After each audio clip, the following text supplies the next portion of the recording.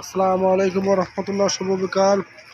এখানে প্রতিদিন কর্মক্ষম মানুষ কর্মরত বিভিন্ন প্রতিষ্ঠানে কর্মরত থাকে এবং জীবিকা নির্বাহের জন্য বিভিন্ন জায়গায় চলে যায়। এখানে গার্লস স্কুল সব আছে, বাসামে স্কুল, নামকরা স্কুল। সামনে আপনাদের নুনা গার্মেন্টস, নুনা ফ্যাশন, ওনার মেয়ের নামে নামকরণ নুনা ফ্যাশন, নুনা কমপ্লেক্স। যাই হোক, ওনার বাবার নাম মিস্টার কুদ্দুস মল্লিক। পাশে ওখানে শেয়ারিং ব্যবসা আছে, শেয়ার ব্যবসা।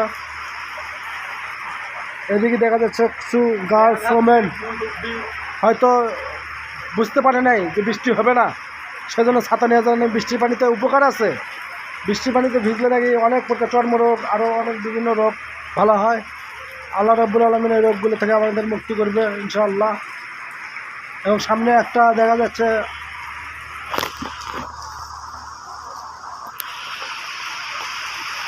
আমড়ার গাছ, এই পাশে একটা পেয়ারা গাছ, আতা ফলের গাছ। এখানে টিসিবির পণ্য দিতেছে। এই যে ছোটো ছোটো মেয়েরা স্কুল শেষ করে আসতেছে, এদের যে জীবিকার যে এতই কষ্ট দেখেন আপনি, খুব সুন্দর।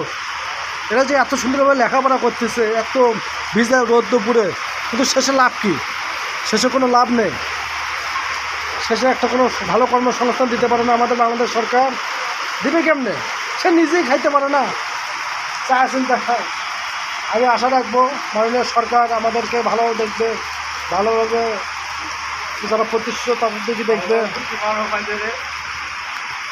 সরকারি টাকা অনুদান যেন এদিক সেদিক না হয়, সেদিকে একটু লক্ষ্য রাখবে এবং তাদের লোককে, জনগণের লোককে যেন ভালোভাবে দেখে, সবাই যেন সুন্দরভাবে থাকে, এই শুভকামনা রেখে আমি আমার সংক্ষিপ্ত আকারে বক্তব্য এখানে শেষ করছি। আসসালামু আলাইকুম ওয়া রাহমাতুল্লাহ।